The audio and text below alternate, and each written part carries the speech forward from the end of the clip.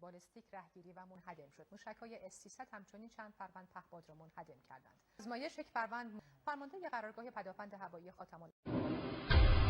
Right now, a look at some crime stories we're following today. A baby monitor at a home in Montana captures the frightening image of an intruder inside a child's room. Police in Billings say they found no trace of the intruder and no signs of forced entry, but a dog shock collar remote was missing, oddly. The family has since upgraded their security system for obvious reasons. For the biggest army in the world, China's defense spending has been the world's second biggest. But the per capita is only a fraction of that of other nations. NBC Deputy Chen Zhou believes China's defense budget increase is better coordinated with its economic growth. The moderate increase is to deal with rising security challenges. The missions and tasks of the Army have greatly changed, and so have its strategic priorities. New challenges are coming from all dimensions: land, sea, air, cyber, and space. China feels increasing strategic pressure. The security factors make it necessary to raise the budget. Besides, there's been a growing need to protect China's overseas interests.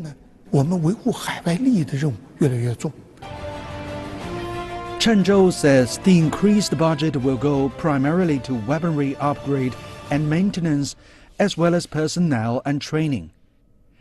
CPPCC member Yin Zhuo says the systematic transformation of the army over the year is crucial to boost its strength. President Xi Jinping says the overall capabilities of the army need to be improved through reforms. This is an efficient transformation towards modernization. Without reforms, money spent on development may not result in real combat strength. The new commanding system will speed up the joint operational capabilities to gradually narrow the gap with advanced countries. Yin Zhuo says reform is aimed at being able to win the war. But this will take years to achieve, and the yearly budget increase is reasonable. Over the past year, the PLA started implementing a series of major changes to theater levels of command. These are the institutions that plan, command, and sustain joint operations. Orders and upgrading equipment and extensive training all need money.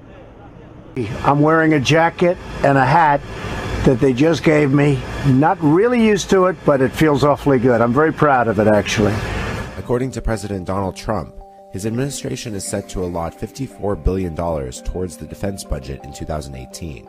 The president boasted this to be one of the largest increases in national defense spending in American history. But some experts believe that the numbers don't quite add up. Iraq War veteran and director of the Future of Warfare Initiative at the Center for New American Security, Paul Shari, says of the plan, it's an Obama-esque budget with a Trump-sized sales. These rallies in support of the President Trump, happening across the country. You mentioned the one in Nashville. They're also happening in Michigan, Ohio, Pennsylvania, and Texas.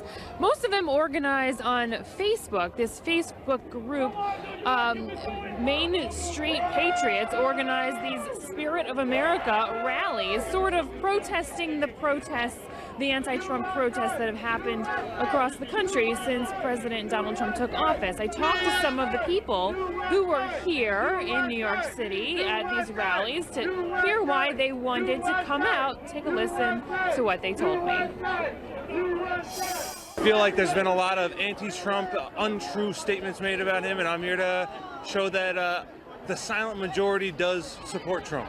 Because I voted for him and I support him, and he's doing exactly what we asked him to do, and that's exactly why he's the greatest president. Have you been happy so far? I'm completely happy. Every reason why for everything he's doing right now is every reason why I voted for him. Now, a lot of those people who I talked to said they've never come out to a protest before, but have felt compelled in the last couple of weeks to show support for the president, who they say they voted for. tensions have grown between Ankara and Berlin over the cancellation of pro-Turkish rallies in Germany. The rallies had been scheduled to be addressed by Turkish ministers who aimed to muster support for President Recep Tayyip Erdogan. Turkish Justice Minister Baker Bozdağ and Minister of Economy Nihat Zabikci, however, quickly reacted to the move and cancelled their meetings scheduled in Germany. Ankara has blamed the cancellation of the rallies on the German government, but Berlin has rejected accusations that it had a hand in scrapping the rallies, saying the event's permissions were withdrawn by local authorities. There is a serious issue in relations between Germany and Turkey. This last event is a clear reflection of it. Turkey has begun to show interest in Turks living in Germany, and Berlin doesn't like it. I think it is absurd that Germany doesn't allow Turkey to advertise its referendum. The rallies were part of Turkey's bids to gain support from the estimated 1.4 million Turkish citizens in Germany for an April referendum on the expansion of the Turkish presidency's powers. It is a shame what Germany did, and it is not the first time that German authorities cancel an event for the president and ministers in Germany. But on the other hand, the leaders of the terrorist organizations, which have been a problem for Turks for years, are allowed to hold rallies for their supporters. This is total hypocrisy. The decision to cancel the event has sparked strong criticism from Turkish officials, who say the move contradicts with democracy and the freedom of expression. Rashan Saglam, Press TV, Istanbul. Humanitarian aid organizations have been trying to tackle South Sudan's famine emergency. However, ongoing fighting and difficult terrain have been enormous challenges to their response. But it is now hoped the new contributions from China could help make a difference to the effort. America now is going into itself. The country which has been always the leader of this world. We have seen Britain with the Brexit, what they're doing. They're moving out of European Union. And what is China saying? Dynamic innovation for people to get together so that you have a win-win situation, but it must be fair and just. China continues to play active role in the search for peace in South Sudan, contributing a battalion to the UN peacekeeping mission in the country. South Sudanese hit by famine are in dire need of urgent assistance. Their country, however, is trapped in conflict and facing an economic turmoil, making it unable to help its citizens. South Sudan is now turning to other countries for help and hopes China could provide the much-needed assistance. China has heavily invested in South Sudan's oil production and infrastructural development. South Sudan, however, says China should expand investments in other sectors of the economy as well. Our oil will finish one day, but our agricultural potential will remain. And probably this will be, the most important and strongest link between us and China in the future. Owls are considered good luck in Japan, and owl cafes are growing in popularity across the country. Customers love to play with the captive birds, but animal rights activists say the constant agitation is a form of cruel animal abuse. Earlier this week, dozens of protesters flocked to owl cafes to remind people that owls are nocturnal creatures and that bright and loud spaces can hurt their sensitive eyes and ears. The U.S. Environmental Protection Agency is backing away from requiring oil and gas companies to report methane emissions. The move comes after the new EPA director, Scott Pruitt, got a letter from several states that produce oil and gas.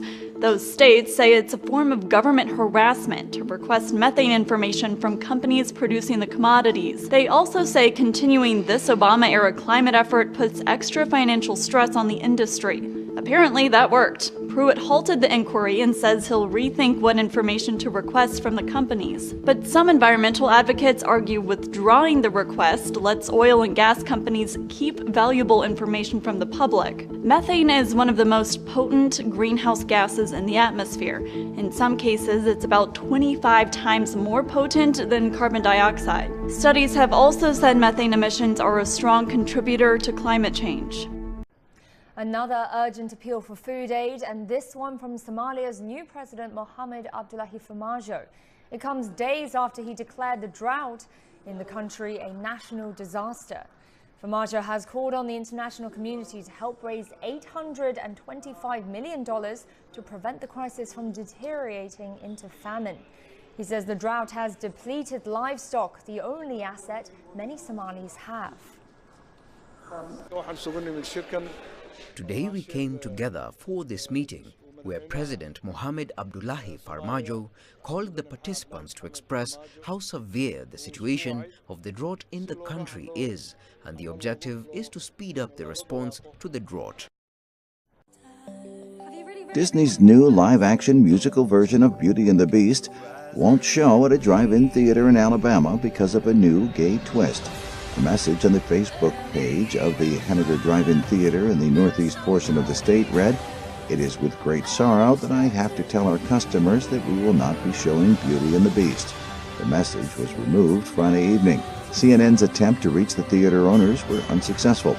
According to director Bill Condon, the character of LeFou, sidekick to the villainous Gaston, has an exclusively gay moment in the PG-rated movie. What that means is unclear. In its rave review, the New York Daily News calls LeFou Disney's first unambiguously gay character. The notice comes after Chinese tourists were barred from entering South Korea and stranded at airports. The National Tourism Agency says it has met with South Korean diplomats and officials in Beijing to address the problem. It's reminding Chinese citizens to recognize the potential risks of outbound travel and to carefully study South Korea's entry policies before making any decisions.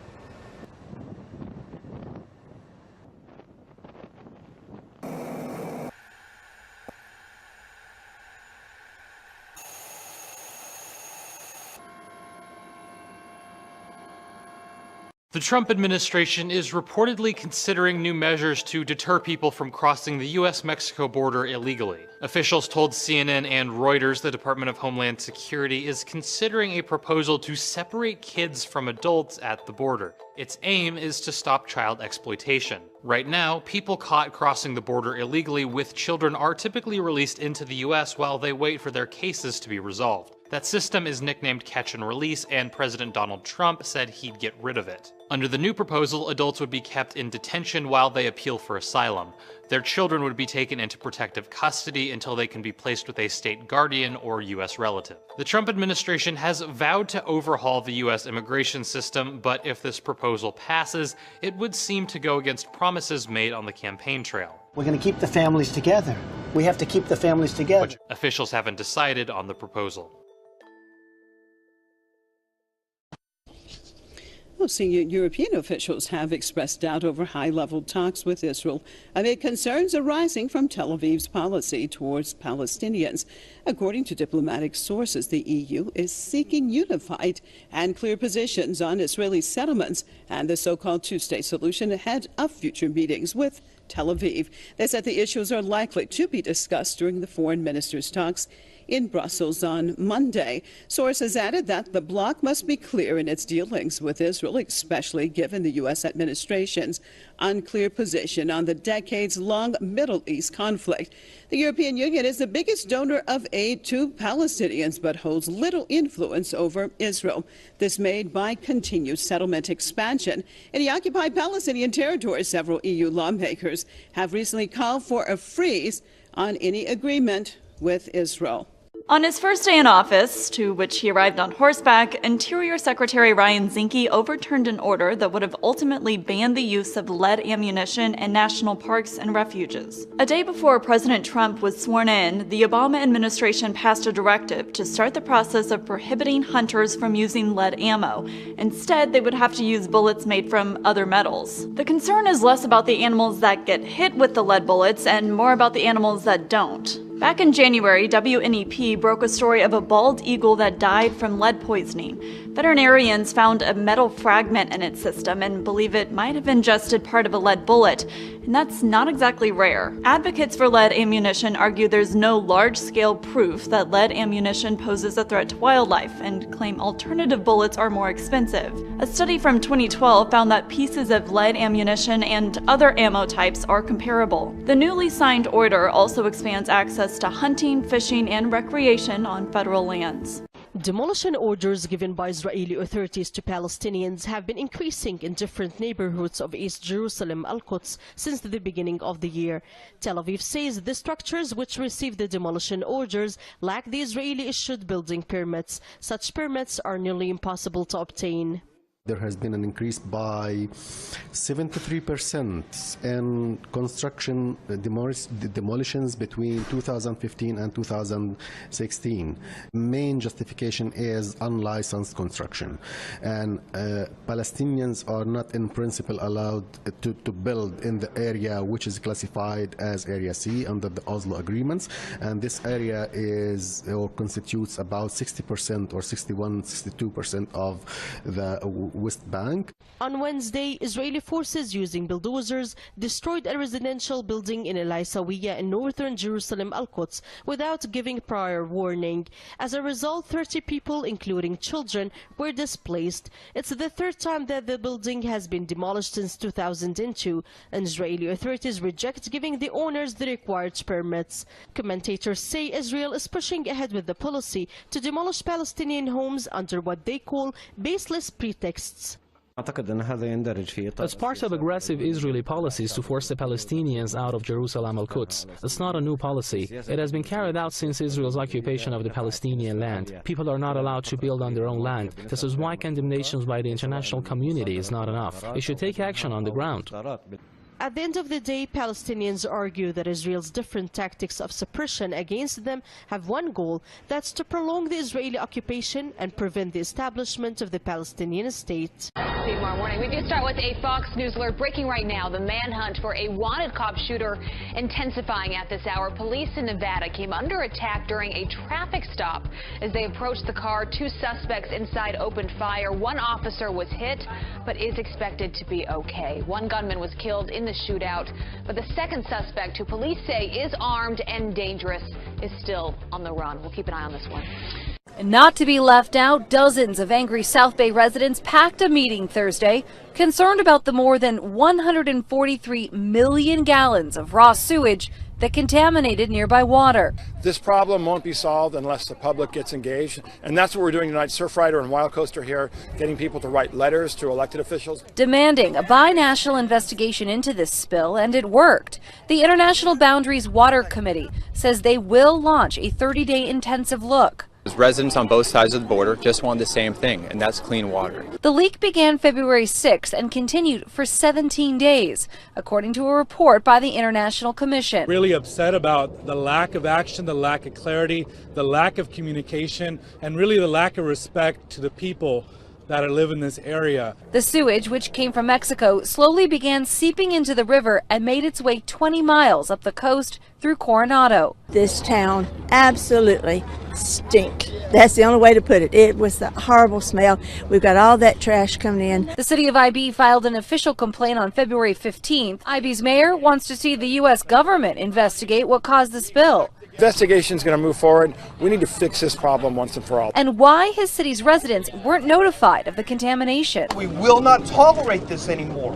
What happens if one of these beautiful kids gets hepatitis C, MRSA, meningitis over this? The committee says the leak was likely caused by sewer construction in Tijuana gone wrong. It's unacceptable. The fact that no one was notified violated all kinds of international protocols and treaties. So we need to make sure that doesn't happen again.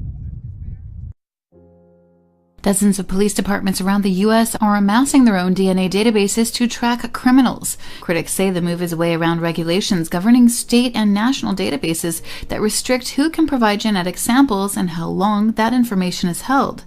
The local agencies create the rules for their databases. Some cases have allowed samples to be taken from children or from people never arrested for a crime. According to police chiefs, having their own collections help them solve cases faster because they can avoid the backlogs that plague state and federal repositories.